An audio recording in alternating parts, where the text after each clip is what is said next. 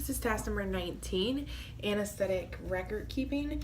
So I've got Sammy Branch, a 6-year-old male intact Yorkie's anesthetic record here. Up on the computer screen I've got his file within our system, and then I've got my controlled logs here. So Sammy was here for a ventral slot at C45 today.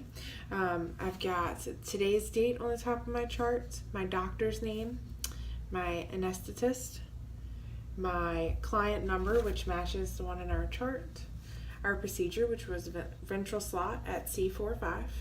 He was in dorsal recumbency, which is his position, his ASA status, his patient name, his weight, his TPR from when he presented, his PCV total solids, and his signalment. So he's a male intact 6-year-old Yorkie.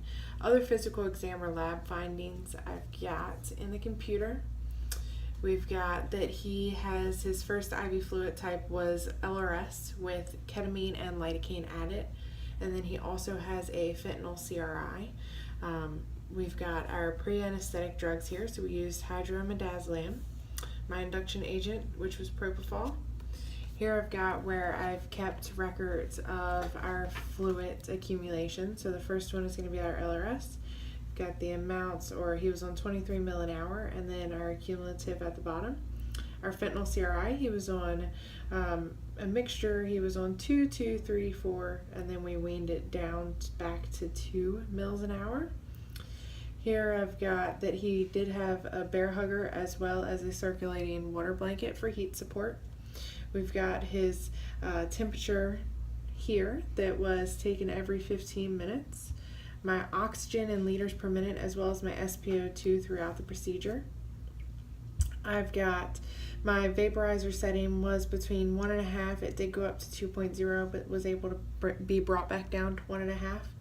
Got my start time, which was at 2:50, and my end time was at 3:34 for my surgery. Here I've got where I've kept my vitals, and this chart allows us to keep to track the trends of each of his vitals. So we've got his pulse, his respirations, his end-tidal CO2, his SpO2 was actually calculated up here. Our blood pressure, so our systolic, our mean, and our diastolic, and we also had a Doppler. Down here I've got that his airway was maintained using an endotracheal tube. He did have mechanical ventilation, so we did use the ventilator on him. Down at the bottom I've got additional doses of medication and when they were given. So when we increased his fentanyl CRI from 2 mils an hour to 3, I've got that calculated here. When we gave him fentanyl boluses, I've got that there. We also give an antibiotic injection throughout our procedure every 90 minutes, so I've got that down here. And then here I've got my emergency controlled drugs calculations, so I've got that. Next I'm going to go ahead and document or log my controlled drugs. So here I've got my ketamine book. I'm going to find the last page. I'll put today's date, Sammy's name, so his last name and then his first name, so Branch and Sammy. Our owner's name, so his mom's name is Michelle and her last name is Branch. And I'm also going to put his ID number here, so it's 607627. It came out of the K4 bottle, which is the unique bottle number. The reason I collected it was to add to his IV fluids, and it looks like I used 0.23 mil, so I'm going to calculate that. There was 9.7 mils left in the bottle prior to me using it. So to do that calculation, I'm going to do 9.7, which is the amount left in the bottle, minus 9.47. I'm sorry. It's going to be 9.47. And then I'm going to put my initials and the doctor's initials. Okay. Next, I'm going to document my hydromorphone. So I'm going to do that the same way. I'm going to put today's date, Sammy's first and last name, his owner's name, the unique bottle number for the hydro was HJ2, so I'll write that in. The reason was for surgery, or his pre-medication for his surgery. I used 0.23 mils. In that calculation, there was 7.01 in the bottle prior to me taking any, and I took out 0.23, which is going to give me 6.78. I'm going to put my initials and the doctor's initials.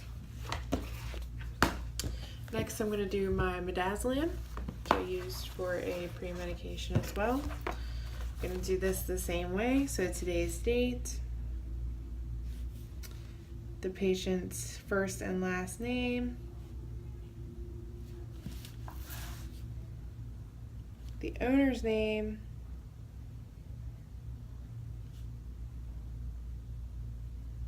patient's ID number,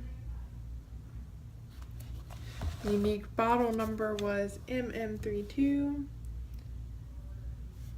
I used this as a pre-med. The amount I used was 0.46 mils. Prior to that, there was 5.5 mils. I used 0.46, which would give me 5.04 mils left in the bottle. Then I'll put my initials and the doctor's initials. Last, I'm gonna do my fentanyl. Okay, so same thing.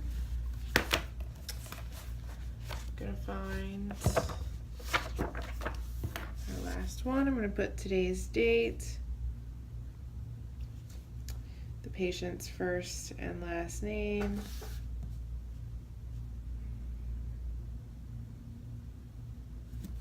the owner's name,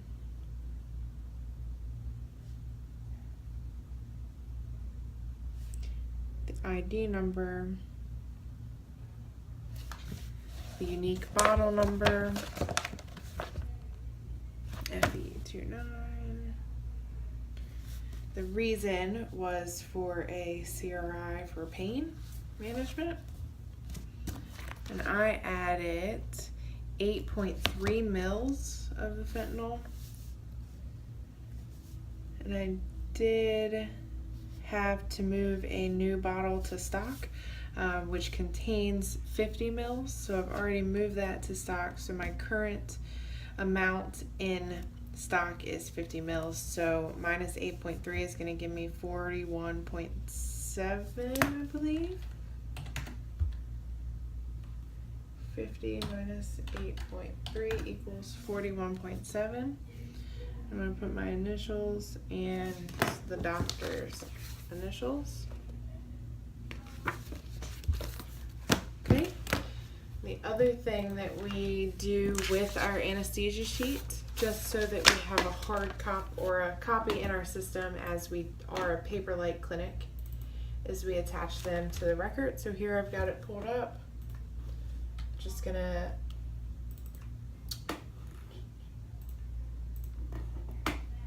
attach that to the patient's record.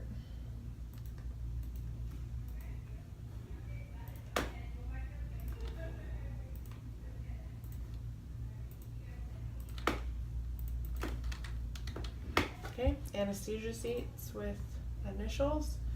And as you can see, it is attached in the record. And all of Sammy's anesthetic operative records have been logged correctly.